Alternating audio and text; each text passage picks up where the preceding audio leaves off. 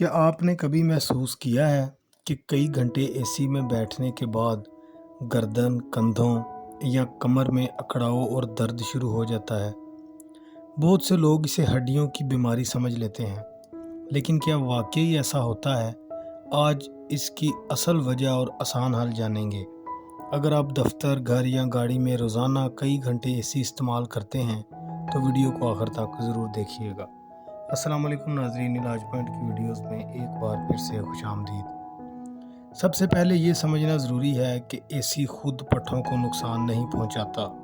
अलबत्ता अगर ठंडी हवा मुसलसल एक ही जगह जैसे गर्दन, कंधों या कमर पर लगती रहे तो बाज़ लोगों में पट्ठे सिकुड़ सकते हैं, जिससे अकड़ाव या दर्द महसूस हो सकता है। ये मसला उन लोगों में ज़्यादा देखा जा सकता है जो कंप्यूटर के सामने घंटों एक ही पोजीशन में बैठे रहते हैं।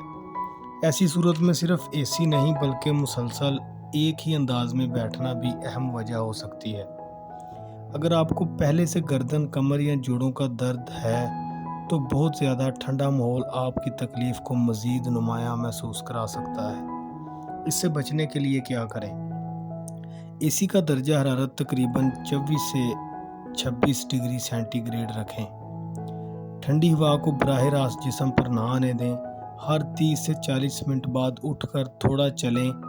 गर्दन और कंधों की हल्की स्ट्रेचिंग करें। अगर दर्द या अकड़ाव बार बार हो, बहुत शदीद हो या हाथ सुन्न हो, कमज़ोरी या मुसलसल दर्द जैसी अलामत हों, तो इसे सिर्फ एसी का असर समझकर नज़रअंदाज ना करें बल्कि डॉक्टर से मुआयना करवाएं। इस तरह की मज़ीद वीडियोस देखने के लिए मेरे चैनल को फॉलो करें। शुक्रिया।